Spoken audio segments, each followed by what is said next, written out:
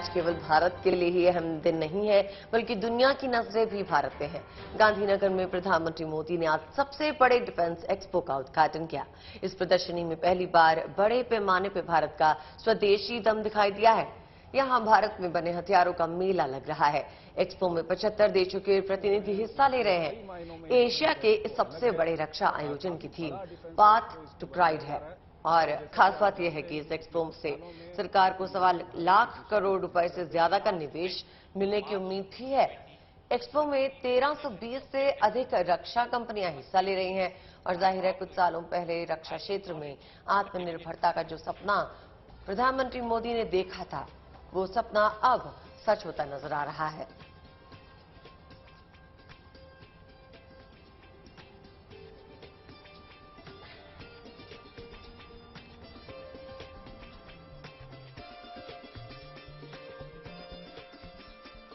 Prime minister Shri Narendra Modi Def Expo 2022 का ये आयोजन नए भारत की ऐसी भव्य तस्वीर खींच रहा है जिसका संकल्प हमने अमृतकाल में लिया है। इसमें राष्ट्र का विकास भी है, राज्यों का सहभाग भी है। इसमें युवा की शक्ति भी है, युवा सपने भी हैं, युवा संकल्प भी है, युवा साहस भी है, युवा सामर्थ्य भी है। इसमें विश्व के लिए उम्मीद भी है, मित्र देशों के लिए सहयोग के अनेक अवसर भी हैं। साथियों, हमारे देश में डिफेंस एक्सपो पहले भी होते रहे हैं, लेकिन इस बार का डिफेंस एक्सपो अभूतपूर्व है। एक नई शुरुआत का प्रतीक है। ये देश का ऐसा पहला डिफेंस एक्सपो है जिसमें केवल भारतीय कंपनियां ही भाग ले रही हैं। केवल मेड इन इंडिया रक्षा उपकरण ही है। तो रक्षा क्षेत्र में भारत के आत्मनिर्भर बढ़ते हुए उसकी एक झलक आपने देख ली है। अब गुजरात में चल रही डिफेंस एक्सपो में आत्मनिर्भर भारत की ताकत का प्रदर्शन भी किया जा रहा है। प्रधानमंत्री Narendra Modi made in India हथियारों से रूबरू हुए।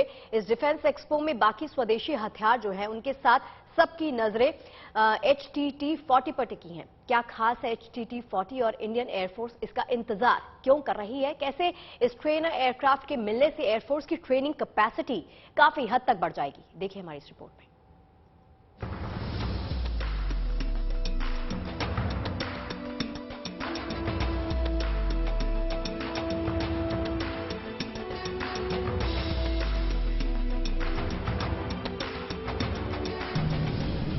रक्षा क्षेत्र में तेजी से आत्मनिर्भर हो रहे भारत को मिलने जा रहा है नया हथियार HTT-40 ट्रेनर एयरक्राफ्ट।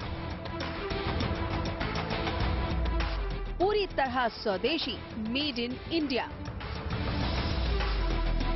भारत के वायु सैनिकों को ट्रेन करने में दक्ष।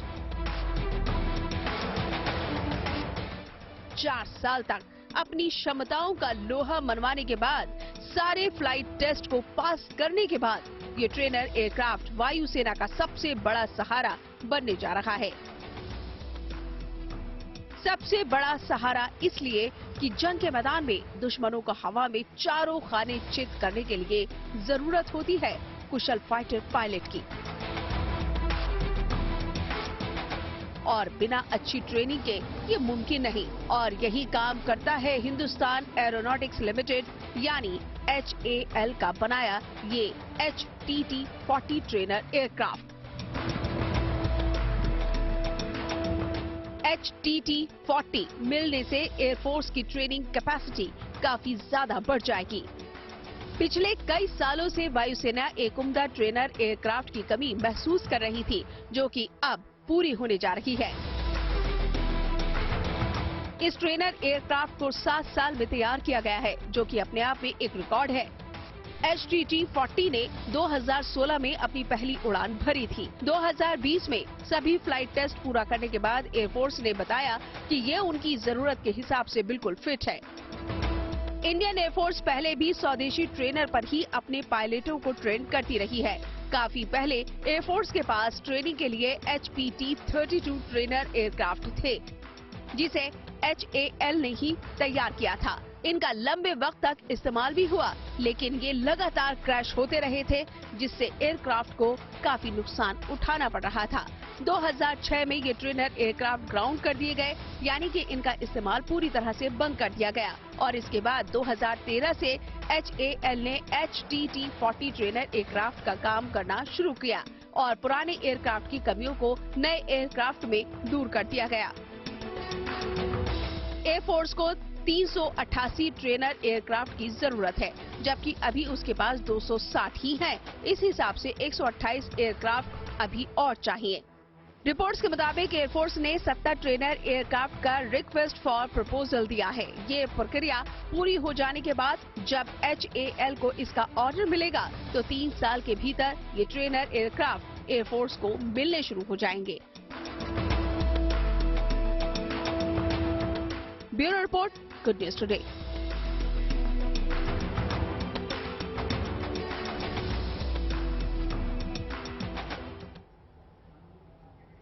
गांधीनगर में चल रही डिफेंस एक्सपो में रक्षा क्षेत्र में आत्मनिर्भर होते भारत की एक ऐसी झलक दिख रही है जैसी अब से पहले कभी दिखाई नहीं दी थी। इसलिए दुनिया के कई देश न सिर्फ भारतीय हथियारों के मुरीद हो गए हैं, बल्कि हिंदुस्तानी हथियारों को खरीदना भी चाहते हैं। ऐसे में नेवी के वाइस चीफ वाइस एडमिरल ने कहा कि भविष्य में हिंदुस्तान अपने हथियारों के दम पर युद्ध लड़ेगा और जीत हासिल करेगा।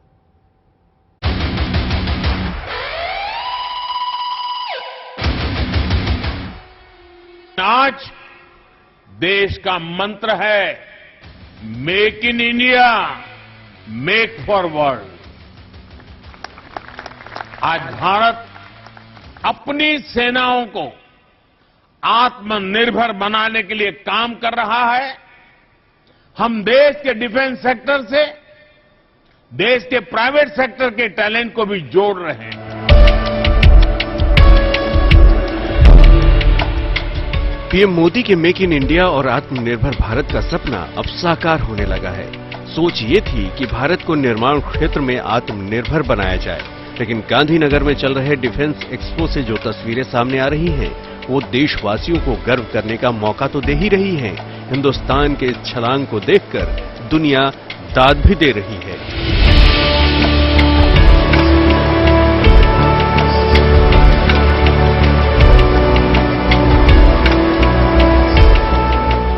पीएम की सोच को तेज उड़ान तब ज्यादा मिली जब सेना ने कई उपकरणों, गोला बारूद और हथियारों के आयात पर रोक लगा दी।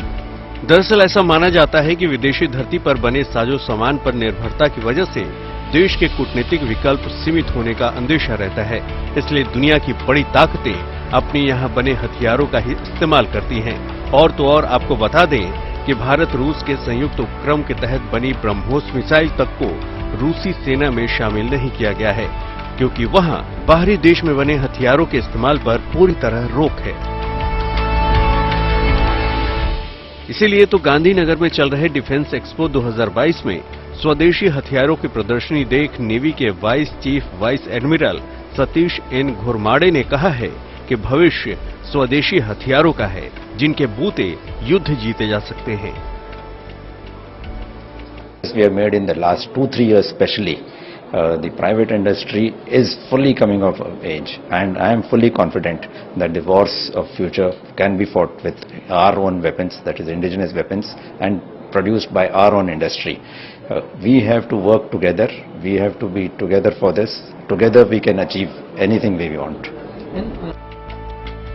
नेवी के vice chief vice admiral Satish N Ghormade ने ये बात यूं ही नहीं कह दी है। इसके लिए सेना और निजी और सरकारी कंपनियां मिलकर काम कर रही हैं और अब परिणाम भी दिखने लगा है। तभी तो रक्षा मंत्री का भी मानना है कि एक वक्त था जब भारत हथियारों का दुनिया में सबसे बड़ा इंपोर्टर था, लेकिन अब वक्त बदल गया है। और भारत अब एक्सपोर्टर बन गया है। डेवलपमेंट और मैन्युफैक्चरिंग में महारत हासिल करने की ओर तेजी के साथ आगे बढ़ा है। मित्रों, इस राष्ट्र ने पिछले कुछ वर्षों में आर्म्स के सबसे बड़े इंपोर्टर से एक एक्सपोर्टर तक की ट्रांसफॉर्मेशनल जर्नी तय की है। यह इस जर्नी को और अधिक गति देगा, ऐसा मेरा विश्वास है। हिंदुस्तान के बनाए हथियारों की डिमांड अब धीरे धीरे दुनिया में भी होने लगी है। तोप से लेकर मशीन गन तक, मिसाइल से लेकर बख्तरबंद गाड़ियों तक और हाईटेक ड्रोन से लेकर ताकतवर हैंड ग्रेनेड तक, इन सब का निर्माण देश में ही होने लगा है और कई देश इनको खरीदने की इच्छा भी जता चुके हैं। हिंदुस्तान आत्मनिर्भर यूं ही नहीं बना, इसके लिए देश की निजी कंपनियों का भी बड़ा हाथ है। साथ ही सरकार पूरे संकल्प के साथ फैसले भी ले रही है जो मील का पत्थर साबित हो रहे हैं। गांधीनगर से मंजीत नेगी के साथ bureau report, good news today. अब देखिए, इस बार के डिफेंस एक्सपो की जो थीम है वो 3D है, यानी DRDO designed and developed ecosphere. इस बार के डिफेंस एक्सपो में स्वदेशी पर जोर दिया गया है। भारत रक्षा के क्षेत्र में आत्मनिर्भरता की ओर धीरे धीरे लगातार बढ़ते जा रहा है।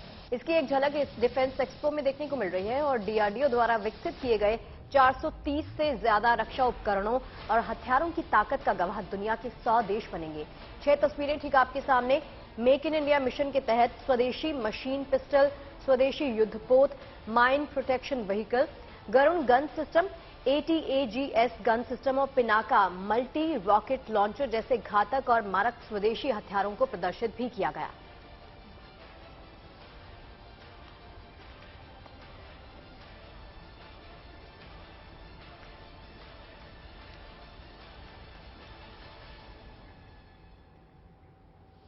अब देखिए, खास बात देखने वाली यह है कि इस प्रदर्शनी में स्वदेशी विकसित मशीन पिस्टल अमी को भी प्रदर्शन के लिए रखा गया। 9 mm की इस पिस्टल को भारतीय सेना के अधिकारी कर्नल प्रसाद बंसोड़ और डीआरडीओ लैब ने 14 महीने में विकसित किया है। इसमें 8 इंच बैरल और 33 round high capacity magazine load होती है। देखिए इसकी खासियत। भारतीय सेना और सुरक्षा बलों को लंबे समय से क्लोज क्वार्टर बैटल यानी कि नजदीक की लड़ाई के लिए एक बेहतर पिस्टल की जरूरत थी, जिसे डीआरडीओ और सेना ने मिलकर तैयार किया है। यह है मशीन पिस्टल 9 mm असमी इसको नाम दिया गया है और ये एक बेहतर पिस्टल है। इस तरह से इसका इस्तेमाल हो सकता है। इसकी मारक क्षमता की अगर हम बात करें तो ये 1 मिनट के अंदर 700 से 800 राउंड फायर कर सकती है। 100 मीटर इसकी इफेक्टिव रेंज है और पिछले 2 से 3 सालों में डीआरडीओ और सेना के कर्नल प्रसाद बंसोड़ ने इसे मिलकर तैयार किया है। फिलहाल गृह मंत्रालय ने इसे क्लियर किया है और आने वाले दिनों में जो पैरामिलिट्री फोर्सेस हैं, BSF, ITBP, CRPF, वो इसका इस्तेमाल करेंगी। बहुत जल्द सेना भी इसको लेने जा रही है और कश्मीर जैसे इलाके में किसी नजदीक की लड़ाई में आतंकियों के खिलाफ इस तरह की पिस्टल का इस्तेमाल सेना और सुरक्षा बलों के लिए काफी कारगर साबित होगा। कैमरामैन जायसवाल के साथ मंजीत नेगी, गांधीनगर। तो डिफेंस एक्सपो के बाद अब आपको सीधे लिए चलते हैं अयोध्या। बताते हैं आपको, प्रधानमंत्री नरेंद्र मोदी 23 अक्टूबर यानी छोटी दिवाली पर अयोध्या जाने वाले हैं और वो यहां रामलला के दर्शन और पूजा अर्चना करेंगे। साथ ही सरयू घाट पर आरती में शामिल होंगे। इतना ही नहीं, प्रधानमंत्री मोदी राम की पौड़ी पर होने वाले दीपोत्सव में भी हिस्सा लेंगे, जिसकी तैयारियां अब शुरू हो गई हैं। अयोध्या में दीपोत्सव से पहले झांकियां बननी शुरू हो जाती हैं। शुरुआत की 5 झांकी राम को समर्पित होगी, जिसमें उनके जीवन की लीलाओं को प्रदर्शित किया जाएगा। अयोध्या में पूरी रफ्तार से झांकियां बनाने का काम चल रहा है। झांकियों को मंदिर का आकार दिया गया। एक झांकी में संजीवनी बूटी बनाई जा रही है, जिसमें हनुमान उड़ते हुए दिखाई देंगे। पिछले 9 दिन से दिन रात कारीगर इस काम में जुटे हुए हैं। अगले 2 दिन में झांकियां बनाने का काम भी पूरा होने वाला है।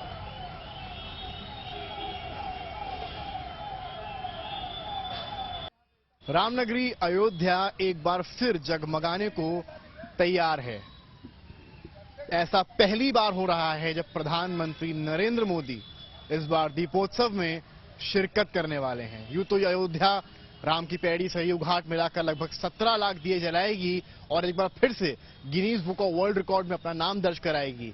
सीएम योगी आदित्यनाथ के दूसरे कार्यकाल में ये पहला दीपोत्सव होने वाला है और मेरी मौजूदगी इस वक्त अयोध्या की उस जगह पर है जहां पर वो तमाम झांकियां बन रही हैं जो दियों के अलावा एक और आकर्षण केंद्र होती हैं और आप देखेंगे कि किस तरह से झांकियों को सजाया जा रहा है। आप अगर सामने की तस्वीर देखें तो आपको एक पेड़ नजर आएगा जिस पर पत्तियां हैं, लहलहाती हुई पत्तियां दिखाई गई हैं और पीछे एक मंदिर का एक लुक दिया गया है, एक तरह से चित्रण किया गया है मंदिरों का, क्योंकि मंदिर ये राम नगरी है। और ये अगर आप देखेंगे तो आपको यहाँ अलग अलग तरह के ये प्लाई है, ये वुडन प्लाई है, इसके जरिए तमाम छोटे छोटे आकार यहाँ पर दिन रात मेहनत करके तैयार किए जा रहे हैं। और यहाँ पर अगर आप देखते हैं तो आप देखते हैं कि यूपी नहीं देखा तो इंडिया नहीं देखा, ये थीम के साथ इस बार तमाम तरीके की झांकियां निकल रही हैं। फिलहाल जो आगे की 4-5 झांकियां हैं वो राम, प्रभु श्री राम को समर्पित होने वाली हैं, चाहे ये झांकी हो या चाहे ये झांकी हो। इस झांकी में भी एक पर्वत आकार रूप दिया गया है और आप देखेंगे यहाँ पर जो कारीगर हैं वो लगातार काम कर रहे हैं, सीढ़ियां भी लगाई गई हैं। और अगर आप उस तरफ देखेंगे तो आपको 3 और झांकियां नजर आएंगी। अगले 2 दिन में कवायद है कि पूरी झांकियां पूरी तरीके से तैयार होकर खत्म हो जाए इनका काम जो भी है, दीपोत्सव को एक भव्य रूप दिया जा सके, चाहे वो इन झांकियों की तमाम झांकियों के रूप में दिया जाए, चाहे उन दियों के रूप में दिया जाए, चाहे राम जन्मभूमि में प्रधानमंत्री मोदी के दर्शन करने के बाद दिया जा सके। कैमरामैन संदीप दुबे के साथ समर्थ श्रीवास्तव, अयोध्या। तो अयोध्या में दिवाली की तैयारियां जोरों पर हैं। श्री राम की 5 झांकियां होंगी और ये नजारा वाकई अद्भुत होगा। लेकिन एक बार फिर से रुक करते हैं गुजरात का, जहां पर हमारे संवाददाता मंजीत नेगी बने हुए हैं और डिफेंस एक्सपो में आर्मी चीफ से उन्होंने बात की। देखिए क्या कहा।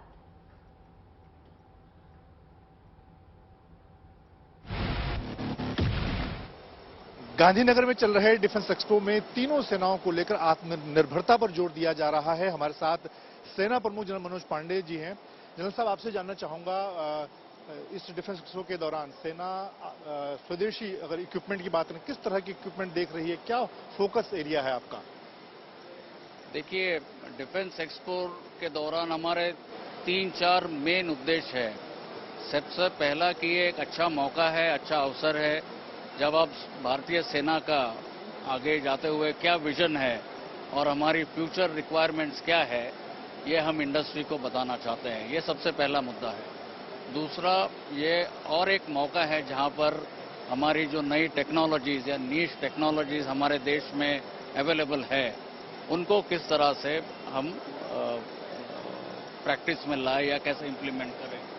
तीसरा, R&D के क्षेत्र में खास करके ये अच्छा मौका है जब R&D लोग जो R&D में इन्वॉल्व है और साथ में सेना, हम दोनों आपस में बातचीत करके उसमें जो कॉमन ग्राउंड है, क्या पोटेंशियल है, उसको कैसे आगे बढ़ाएं। इन तीनों चीज़ों के अलावा एक और अहम मुद्दा है जो कि सिनर्जी, डिफेंस इंडस्ट्री और सेना के बीच में किस तरह से हम सिनर्जी और अच्छी ले पाए, कैसे कोऑर्डिनेट कर पाए, एक दूसरे की रिक्वायरमेंट्स को कैसे जान पाए। तो ये भी हम इस 2-3 दिन के दौरान अचीव करना चाहेंगे। और अंत में, जैसे आपने आज सुना, इंडिया अफ्रीका डिफेंस डायलॉग भी इस डेफ एक्सपो के साथ साथ चल रहा है। तो मेरी समझ में ये अच्छा मौका है हमारे को डिफेंस कोऑपरेशन बाकी देशों के साथ, खास करके अफ्रीका के देशों के साथ, इनको कैसे आगे बढ़ाया जाए और उनकी जो रिक्वायरमेंट्स है, इक्विपमेंट या डिफेंस रिक्वायरमेंट, वो भी इस डेफ एक्सपो के जरिए प्राइवेट इंडस्ट्री के लिए भी मेरी समझ में एक अच्छा मौका है ताकि वो भी उसमें भाग ले सके। ऐसे कौन से उपकरण हैं या फ्यूचर के हथियार हैं जो सेना मेक इन इंडिया के जरिए या हमारी लोकल इंडस्ट्री से लेना चाहती है? तो इसको मैं 2 हिस्सों में बताऊंगा। एक तो है जो हमारी कन्वेंशनल लड़ाई या कन्वेंशनल वॉरफेयर के लिए जो हमको कैपेबिलिटी ज़रूरत है, जिसमें कि आर्टिलरी गन्स है, कोई एयर डिफेंस गन्स है, हमारे स्मॉल आर्म्स एमुनेशन, तो ये हम एक कैटेगरी में देखना चाह रहे हैं।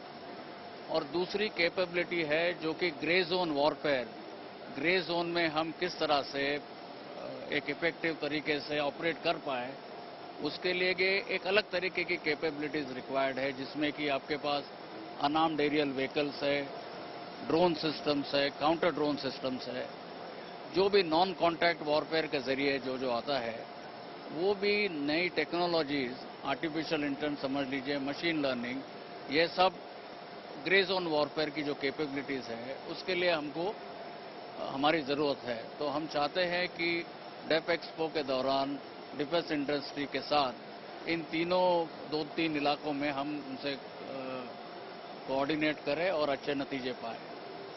प्रधानमंत्री लगातार कहते रहे हैं कि जो फ्यूचर की लड़ाइयाँ होंगी, जो जंग होंगी, ऑपरेशन होंगे, उन्हें हमें वो स्वदेशी हमारे जो मेक इन इंडिया वेपन होंगे उनके जरिए ही हमें लड़ना चाहिए या उनसे लड़ाई होगी।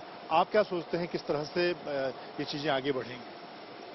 नहीं, ये जरूरी है और सबसे अहम मुद्दा है कि यदि हम इंडिजिनस वेपन्स या इंडिजिनस इक्विपमेंट के साथ लड़े, यदि हमारे जवानों के हाथों में ये इंडिजिनस इक्विपमेंट है, तो मुझे लगता है एक वो बड़ा स्फूर्तिदायक, एक भरोसादायक और एक बड़ी बात है। It's a matter of pride and confidence that our soldiers will have indigenous equipment, और उसी दिशा में हम आगे कार्यरत हैं। इसके और 2-3 फायदे हैं। सबसे इम्पोर्टेंट ये है कि जो हमारी रिक्वायरमेंट्स है, जो कि हमारी ऑपरेशनल कंडीशंस हमारी टेरेन के लिए है, वो हम बड़ी आसानी से हमारे डिफेंस इंडस्ट्री को समझा सकते हैं और वो समझ भी सकते हैं। दूसरी बात है नई टेक्नोलॉजी को लिवरेज करना। वो किस तरह से, ये मुझे लगता है स्टार्टअप्स के लिए, इंडस्ट्री के लिए अच्छा मौका है कि किस तरह से आप नई टेक्नोलॉजी को कन्वर्ट करके सेना को और सेना की काबिलियत को आगे बढ़ाने में मदद दें। तीसरा, क्योंकि ये सब इंडिजिनस होगा, इनका सर्विस सपोर्ट, मेंटेनेंस और लॉन्ग टर्म में सस्टेनेंस उतना ही आसान होगा। और ये जैसे अभी जो रशिया यूक्रेन कॉन्फ्लिक्ट चल रहा है, उसमें बड़ी जरूरी इम्पोर्टेंट एक हमने सीख मिली है कि हमको डिफेंस इक्विपमेंट, एमुनिशन के बारे में हमको आत्मनिर्भर होना पड़ेगा, सेल्फ रिलायंट होना पड़ेगा, सेल्फ डिपेंडेंट होना पड़ेगा, ताकि कम से कम बाहर की या इस पे हमारी निर्भरता तकरीबन ना के बराबर हो। बहुत धन्यवाद। आपने रूस यूक्रेन का सवाल का भी जवाब दिया। तो सेना प्रमुख जनरल मनोज पांडे का साफ तौर पर कहना है कि निश्चित तौर पर जो स्वदेशी हथियार हैं वो काफी कारगर होंगे आने वाले दिनों की लड़ाई को लेकर। कैमरामैन अनिल जायसवाल के साथ मंजीत नेगी, गांधीनगर, आज तक। 23 अक्टूबर यानी छोटी दिवाली के दिन प्रधानमंत्री नरेंद्र मोदी अयोध्या जाने वाले हैं। इसी पर बातचीत करने के लिए, जानने के लिए कि वहां पर तैयारियां प्रधानमंत्री के स्वागत की कैसी चल रही हैं, हमारे संवाददाता समर्थ हमारे साथ जुड़ गए हैं। समर्थ, बताइए हमें क्या तैयारियां चल रही हैं? सुना है 18 लाख दियों से अयोध्या को जगमग किया जाएगा। जिस तरह से श्री राम जब पहुंचे थे तो अयोध्या जगमग होती थी, इस बार प्रधानमंत्री की तैयारियों में भी जगमग होने की तैयारियां चल रही हैं। तो बताइए किस तरह से 18 लाख दिए एक साथ जलाएंगे? जी बिल्कुल, अयोध्या दीपोत्सव से पहले ही मुस्कुरा रही है, जगमगा रही है। एक तो प्रधानमंत्री नरेंद्र मोदी पहली दफा दीपोत्सव में शिरकत करने वाले हैं, उसके अलावा सीएम योगी आदित्यनाथ के दूसरे कार्यकाल का ये पहला दीपोत्सव है। और सबसे अहम बात वो ये है कि 15 लाख दिए जलते ही Guinness book of world record में एक बार फिर अयोध्या के दीपोत्सव का नाम दर्ज होने वाला है। मेरी मौजूदगी इस वक्त राम की पैड़ी पर है और अगर मैं तस्वीरों के जरिए आपको दिखाऊं तो आप देखेंगी कि तैयारियां यहां पर पुरजोर तरीके से शुरू हो गई हैं। आप देखेंगी यहां पर साफ सफाई का काम चल रहा है, सुबह से ये काम लगातार चल रहा है। जो कारीगर हैं या जो नगर निगम के वर्कर्स हैं वो यहां पर आ रहे हैं, चाहे वो दीपोत्सव के जहां पर दिए बिछने हैं वहां की सफाई हो या जो घाट के किनारा आप देख रही हैं वहां की तरफ का की जगह हो, आपको हर तरफ लोग कारीगर काम करते नजर आएंगे। अब सामने की तरफ अगर आप देखेंगी तो आपको भव्य राम की पैड़ी के दर्शन होंगे। आप देखेंगी यह ऐतिहासिक राम की पैड़ी को किस तरह से सजाया गया है। आप रंगाई पुताई का काम भी पूरी तरीके से खत्म हो चुका है। सामने की तरफ आप देखें तो मंदिरा आकार में सफेद रंग से उसको पुताई की गई हो उस जगह की, जिससे एक और भव्य रूप से सामने आया। और ये वही जगह है जहां पर लेजर शो होगा, जब प्रधानमंत्री नरेंद्र मोदी यहां पर सीएम के साथ आएंगे। उसको लेकर जो इक्विपमेंट्स हैं, जो प्रोजेक्टर्स हैं, वो कैमरामैन संदीप दिखाएंगे कि वो प्रोजेक्टर्स जो हैं वो तमाम राम की पैड़ी पर लग चुके हैं और इन प्रोजेक्टर्स के जरिए ही प्रधानमंत्री को पूरी रामायण लेजर शो के जरिए यहां पर दिखाई जाएगी। इससे पहले हालांकि श्री राम का यहां पर जो एक तरह से जो जिस विमान से आएंगे वो भी यहां पर रखा जाएगा, उसकी जगह भी निर्धारित नहीं है, पर यहाँ पर मान के चलिए लगभग 15 लाख यहाँ पर जो झांकियां, जी समर्थ, अगर मेरी आवाज आ रही है तो ये कह रहे हैं कि यहाँ पर झांकियां बनाने का काम बड़ी ही तेजी के साथ चल रहा है। पहली 5 झांकियां समर्थ जो होंगी वो भगवान श्री राम को समर्पित होंगी। आसपास कुछ दिखा सकते हैं क्या इस वक्त? देखिए, झांकियों का हिस्सा एक अलग है जहां पर उसकी तैयारी हो रही है, क्योंकि झांकियों का कनेक्शन यहां से इसलिए नहीं है। झांकी एक हिस्सा है दीपोत्सव का।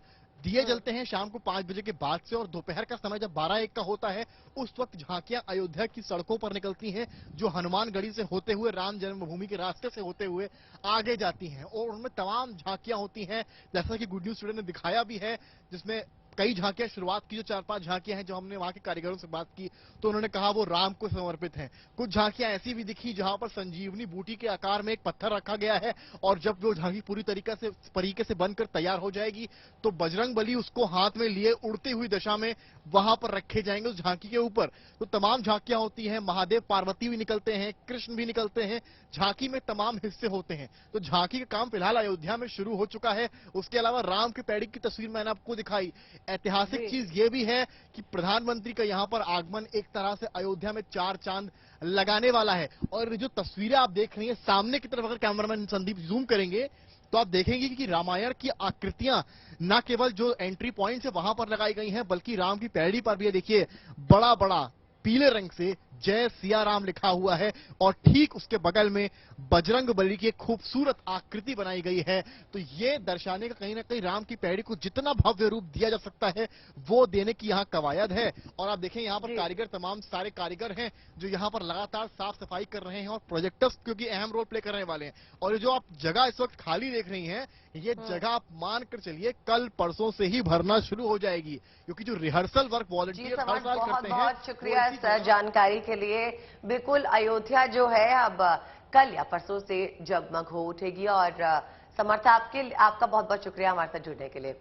चलिए अब आगे बढ़ते हैं। बता दें आपको, इलेक्ट्रिक कार सेगमेंट में अभी तक केवल रेगुलर या लग्जरी कार्स को ही देखा जा रहा था, लेकिन अब इसमें सुपर लग्जरी कार निर्माताओं की एंट्री शुरू हो चुकी है।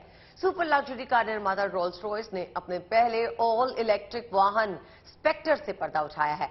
ये कार कंपनी के फैंटम कूपे मॉडल पर आधारित है, जिसे 1 साल पहले टीज किया गया था। देखिए आप भी।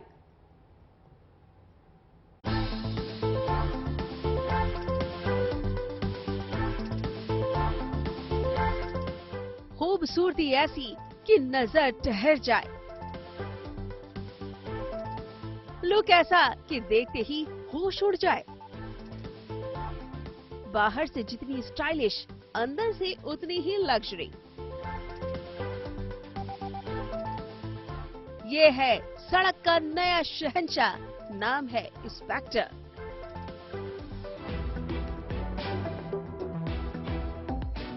आज का जमाना इलेक्ट्रिक व्हीकल का है, और अब इसमें जानी मानी सुपर लग्जरी कार बनाने वाली कंपनी रोल्स रॉयस भी कूद चुकी है। रोल्स रॉयस ने अपनी नई और पहली इलेक्ट्रिक कार की झलक दिखा दी है, और इस कार का नाम है स्पेक्टर। ये कार न सिर्फ लग्जरी कार है बल्कि इलेक्ट्रिक व्हीकल भी है। स्पेक्टर का इंटीरियर डिजाइन बेहद आकर्षक है और काफी हद तक कंपनी के दूसरी कारों की तरह ही है। स्पेक्टर के फ्रंट में सबसे बड़ी ग्रिल दी गई है, जो एक स्मूथ प्रोफाइल देती है। कहा जा रहा है कि रोल्स रॉयस स्पेक्टर अब तक की सबसे अधिक एरोडायनामिक व्हीकल है। जहां तक रोल्स रॉयस स्पेक्टर का फीचर की बात है तो जरा सुनिए। इसकी लंबाई 5.5 मीटर है और वजन 3 टन है। महज 4.3 सेकंड में स्पेक्टर 0 से 60 mph की स्पीड पकड़ सकती है। इसकी टॉप स्पीड 100 किलोमीटर प्रति घंटा की है। एक बार चार्ज होने के बाद स्पेक्टर 520 किलोमीटर तक बेरोक टोक चल सकता है। रोल्स रॉयस स्पेक्टर में 577 हॉर्स पावर और 900 Nm तक का टॉर्क मिलता है।